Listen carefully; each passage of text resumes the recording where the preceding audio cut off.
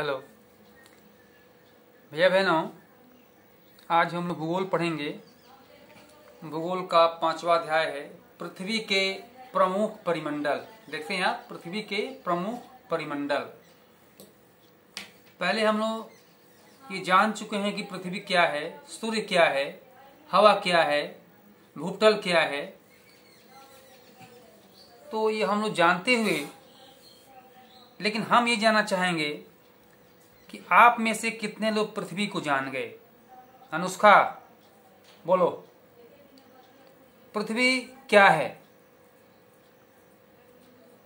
पृथ्वी ग्रह है या उपग्रह है या नक्षत्र है, क्या है? मानसी बोधरा आप बोलिए। आशीष यादव, आयुष, हाँ बोलिए बोलिए। ठीक ठीक ठीक बता रहे हैं। पृथ्वी क्या है? पृथ्वी हमारी एक ग्रह है। ये पृथ्वी ग्रह है, तो पृथ्वी को अनोखा ग्रह क्यों कहा गया? हाँ, इसलिए कि यहाँ पर अधिक जल है, यहाँ पर अधिक पौधे हैं, अधिकाधिक अर्थात 3/4 भाग जल हैं। ठीक है, अनोखा क्यों है? हाँ, यहाँ पर जीवन ही पाए जाते हैं। ठीक है, अभी बात सही है, ठीक बताए। यहाँ पर जीवन पाए जाते हैं, यहाँ पर अनेक प्रकार के जीवधारी रहते हैं। ठीक है, ये जो आप लोगों ने बताया ये सब सही है। तो पृथ्वी हमारी एक ग्रह है जो सूर्य के चारों ओर चक्कर लगाती है, और इसको हम एक अनोखा ग्रह इसलिए कहते हैं कि पृथ्वी ही एकमात्र ऐसा ग्रह है जहां पर जीवन है। मानव यहां जीवित रह सकता है, क्योंकि जीवन के लिए आवश्यक तत्व भूमि, जल, हवा और पृथ्वी यहाँ पर विद्यमान है, मौजूद है। ऐसा हम इसलिए कह सकते हैं, ये तीनों घटक आपस में मिलते हैं तथा एक दूसरे को प्रभावित करते हैं। पृथ्वी का ठोस भाग जिस पर हम रहते हैं उसे भूतल कहते हैं। ठीक है, भूतल कहते हैं, या परपटी जिसको हम लैंड कहते हैं, अर्थ। अब ये वायुमंडल, जलमंडल, ठीक है, और स्थल मंडल, ये तीनों जो जब एक संपर्क में आते हैं वहां पर जीवन का विकास होता है, क्योंकि वहां पर समुद्र होगा, वहां पर पृथ्वी होगा, जमीन होगी, और वहां पर ये वायु होगा, अर्थात तीनों का एक आवरण, अर्थात प्रमुख परिमंडल। ये तीनों का ये जो प्रमुख परिमंडल है, यह मिलकर के हमारा जीवन का विकास करते हैं। भैया बहनों, हम किसी को शीशे के एक ग्लास में बंद कर दें, एक बक्से में, और उसको वहाँ उसको खाना भी दे दिया जाए कि वो उसी में खाएगा, जल भी दे दिया जाए, और सब अपना क्रियाक्रम करके उसमें उसको एक काम करने के लिए बंद कर दिया जाए, केवल उसको हवा न मिले, तो आप जानते हैं क्या हो सकता है? हाँ ठीक है, तो उसका जीवन नहीं रह सकता। अर्थात तीनों के परिप्रेक्ष्य में तीनों के साथ सम्मिश्रित होना आवश्यक है, इसलिए जीव वहां पर जीवित रह सकता है। अब हम देखते हैं कि जलमंडल किसको कहते हैं। अर्थात जलमंडल जहां पर पृथ्वी की अधिकाधिक भाग जल है, और जल कैसे मिलता है? बर्फ के रूप में, जल के रूप में और जल वाष्प के रूप में। आप देखते हैं कि जल का 3 रूप है, ठोस, द्रव और गैस। यदि जल के रूप में है तो वाष्पीकरण के द्वारा हुआ, फिर वाष्प बन गया, फिर बादल के रूप में जल बन करके गिरा, फिर कहीं कहीं बर्फ के रूप में वो जमा हुआ है तो वो ठोस हो गया, और फिर वो पिघलता है तो क्या होता है? जल के रूप में आता है। ठीक है, इस प्रकार से हम इस बात को समझते चलेंगे कि जल के रूप में फिर आता है, और जल से ठोस और ठोस से गैस, ये क्रम जो है, अर्थात जल चक्र बनता रहता है। अब हम आएंगे वायुमंडल। अर्थात वायुमंडल क्या है? तो वायुमंडल ये गैस की एक परत है जो पृथ्वी को चारों ओर से घेरती है। पृथ्वी को चारों ओर से एक चादर के समान इस आवरण से वो ढकी रहती है, जिसको हम गैस कहते हैं। गैस को हम देख नहीं सकते, भैया बहनों, जल को तो हम देखते हैं, और जल के जो वाष्पीकरण है, वाष्प गैस, उसको भी हम देख सकते हैं, परंतु हम उस गैस को नहीं देख सकते, अर्थात वायु को नहीं देख सकते। इसलिए हम जीवन मंडल या जीव विकसित क्षेत्र जहां पर ये तीनों एक साथ मिलते हैं वहां पर जीव मंडल कहते हैं। वायुमंडल, स्थल मंडल और जल मंडल, ये तीनों के अलावा ये जो जीव मंडल है, जो जैव मंडल है, इसको हम इस प्रकार से समझते हैं। अब भूमंडल, भूमंडल क्या है? हमारा ये पृथ्वी, भूमंडल पर, पृथ्वी पर, ठीक है। भूमंडल अर्थात भू मने जमीन, मंडल मने मध्य, अर्थात पृथ्वी के मध्य, अर्थात पृथ्वी पर क्या क्या चीज है? पृथ्वी के ठोस भाग को भूमंडल कहा जाता है। यह भूपृथ्वी की चट्टानों तथा मिट्टी की पतली परतों का बना होता है, जिसमें जीवों के लिए पोषक तत्व पाए जाते हैं। अब यहाँ पर पृथ्वी के अंदर क्या है? अनेक प्रकार के पोषक तत्व हैं। पौधों के जीवन के लिए केवल पौधों को जल ही नहीं चाहिए, सूर्य का प्रकाश ही नहीं चाहिए, उनके जड़ से प्राप्त होने वाला खुराक उनको जमीन के अंदर से मिलता है, अर्थात जमीन में अनेक प्रकार के खनिज और लवण विद्यमान है, तो ये प्राप्त होता है। हम लोग एक बार भूगोल की परिभाषा में पढ़े थे कि पृथ्वी के आंतरिक और बाह्य तत्वों का अध्ययन ही भूगोल है। तो पृथ्वी के अंदर ये जीवों के लिए, पौधों के लिए कैसे उनका खाद्य सामग्री प्राप्त होता है, और यह हमें भूमंडल के आंतरिक भाग से प्राप्त होता है। पृथ्वी की सतह को दो भागों में बांटा जा सकता है। जैसे अब इसको दो भाग में, एक तो स्थलीय भूभाग को महाद्वीप, ठीक है, महाद्वीप, और दूसरा महासागर या बेसिन। आप देखते हैं महासागर कितने हैं? 7।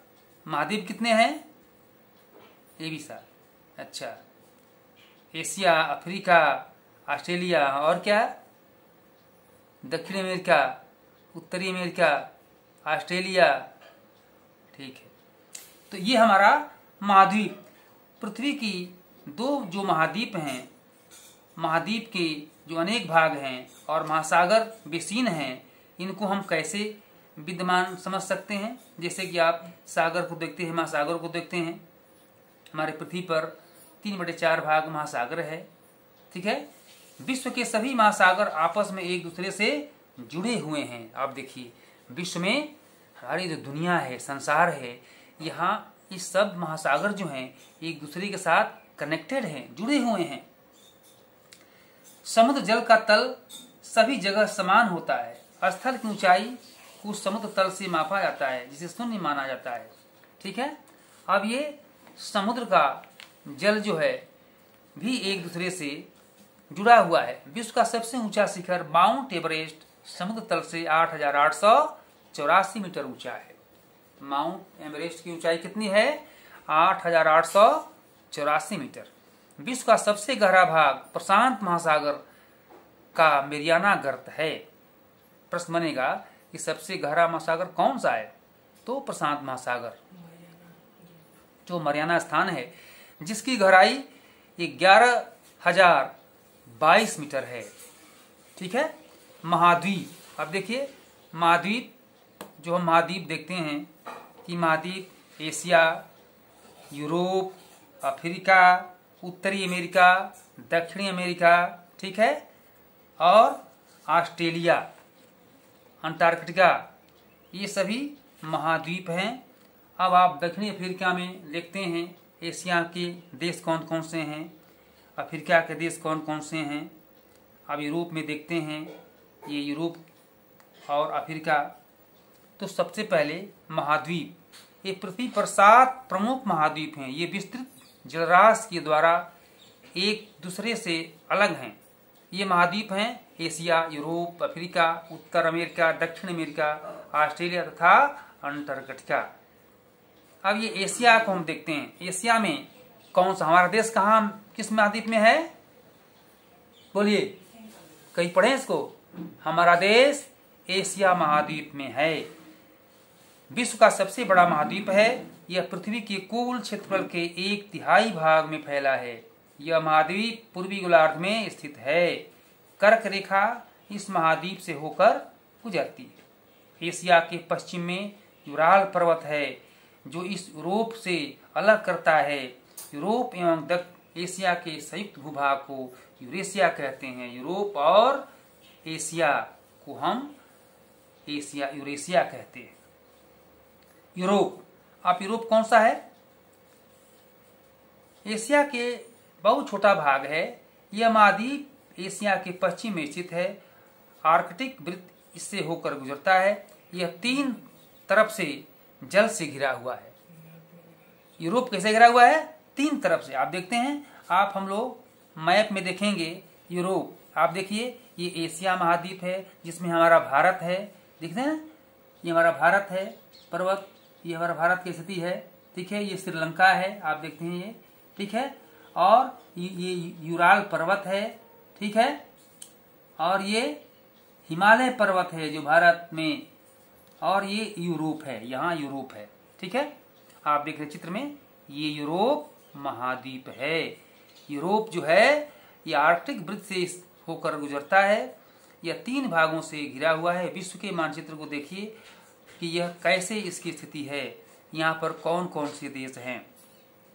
इसी प्रकार से हम अफ्रीका एशिया के बाद विश्व का दूसरा सबसे बड़ा महाद्वीप है। एशिया के बाद कौन सा महाद्वीप बड़ा है? दूसरा। और अफ्रीका इसमें कहाँ है देखेंगे? अच्छा, कभी स्कूल खुलने के बाद हम दुनिया के अर्थात संसार के मानचित्र को हम टांगेंगे और आपको दिखाएंगे कौन कैसे कहाँ कहाँ है। आज अभी देखिए, ये अफ्रीका महाद्वीप, ठीक है, ये अफ्रीका महाद्वीप है। अफ्रीका महाद्वीप में नील नदी बहती है। ठीक है, यहीं पर मिस्र है, यहीं पर काहिरा है, यहीं पर युगांडा है, दार इस्लाम है, बुरुंडी है, किंशासा है, कटंगा है, मिस्र है, काहिरा है, यूराल है, और ये कीनिया है। ये सभी देश है जहाँ पर क्रिकेट होता है। जिम्बाब्वे, मोजाम्बिक है, ये सब ये क्या है? ये अफ्रीका में है। अफ्रीका का बहुत बड़ा भाग उत्तरी गोलार्ध में स्थित है। आप ये पाएंगे यही एक ऐसा महाद्वीप है जिससे होकर कर्क, विषुवत, वृत्त तथा मकर तीनों रेखाएं गुजरती हैं। अफ्रीका से क्या होता है? तीनों रेखाएं गुजरती हैं। अफ्रीका एक गर्म महाद्वीप है। यहाँ के लोग काले होते हैं। यहाँ के लोग अच्छे तो होते हैं नॉलेज में, परंतु ये फिजिकल रूप में काले होते हैं। ठीक है, क्योंकि यहाँ पर सूर्य की प्रकाश तिरछा नहीं पड़ती, लंबवत पड़ता है, इसलिए वहाँ पर तापमान ज्यादा पड़ता है और यहाँ के लोग ताप का जो प्रकोप है वो ज्यादा सहन करते हैं और काले होते हैं। इस प्रकार से सहारा का रेगिस्तान विश्व का सबसे बड़ा गर्म रेगिस्तान है। ठीक है, सहारा जो मरुस्थल है, इसका नाम हम सुने होंगे, सहारा मरुस्थल, जो विश्व का सबसे गर्म रेगिस्तान है। रेगिस्तान माने Sandy place, dunes, barrel land without shelter of the human, इसलिए वहां पर हम ये भी पाते हैं। यह सहारा मरुस्थल के बारे में हम लोगों ने देखा है। यह महाद्वीप चारों तरफ से समुद्रों एवं महासागरों से घिरा हुआ है। अब ये यहाँ पर अधिकतर समुद्र और महासागर हैं। सबसे लंबी नदी नील नदी जो अफ्रीका से होकर गुजरती है। जैसे हमारे भारत में अर्थात ये जो गंगा नदी है, ठीक है, ब्रह्मपुत्र है, कृष्णा है, कावेरी है, महानदी है, ब्रह्म है, सतलज है, ब्यास है, गोमती है, ताप्ती है, इरावती है, ये सब नदियां हैं। उसी प्रकार से हमारे ये जो ये अफ्रीका है, इसमें नील नदी बहती है। नील नदी जो अफ्रीका का वरदान था, मिस्र का वरदान कहते हैं। एक प्रश्न में आप लोग बड़े क्लास में इसको पढ़ेंगे कि नील जो मिस्र का वरदान अर्थात अफ्रीका का वरदान, इस तरह से नील नदी वहाँ की मुख्य नदी है। इससे खेती बाड़ी के लिए जल सिंचित करने के लिए प्राप्त होता है और अनेक प्रकार के यहाँ नगरों का विकास इस नदी के केंद्र पर हुआ है। इस तरह से आज हम लोग उत्तर अमेरिका, थोड़ा सा इसमें इसको पढ़ लेंगे कि उत्तर अमेरिका क्या है। उत्तर अमेरिका को पढ़ करके यहीं तक हम लोग स्थगित करेंगे, इसलिए पाठ लंबा है, इसको 2-3 भाग करके हम लोग पढ़ेंगे। अब आते हैं उत्तर अमेरिका।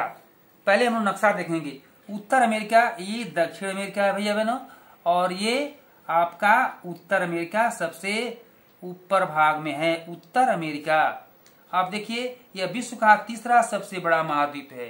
कौन सा? उत्तर अमेरिका विश्व का तीसरा सबसे बड़ा महाद्वीप है। यह दक्षिण अमेरिका से एक संकरीय स्थल से जुड़ा है, जिसे पनामा स्थल संधि, पनामा स्थल संधि का नाम सुने? पनामा स्थल संधि कहा जाता है। यह महाद्वीप पूरी तरह से उत्तरी एवं पश्चिमी गोलार्ध में स्थित है। यह महाद्वीप 3 महासागरों से घिरा है। क्या आप इनको देख सकते हैं कौन कौन से महाद्वीप हैं? ठीक है, आप देखिए नक्शा में हम ये देखते हैं कि ये महाद्वीप 3 महासागरों से घिरा हुआ है। राकी पर्वत ये देखते हैं, और इसके बाद हम इसमें अनेक प्रकार के पर्वतों का एक क्रम है, और जो कि इस क्षेत्र को, ये उत्तर अमेरिका को एक अपने में महानता लिए हुए बता रहा है। इस तरीका से हम लोग उत्तर अमेरिका तक पढ़ेंगे, पढ़ लिए, और दक्षिण अमेरिका को हम लोग अगले भाग में पढ़ेंगे। और इस प्रकार आप इस पाठ को एक बार जहाँ तक पढ़ाया गया, इसको भैया बहनों आप लोग पढ़ेंगे, और जो गृह कार्य के रूप में आपको क्वेश्चन दिया जाएगा, उसको कुछ तो हल करेंगे और कुछ आपको हल किया हुआ दिया जाएगा, उसको आप ठीक से लिखेंगे। और PA1 के लिए तैयारी आपका चलता है। धन्यवाद।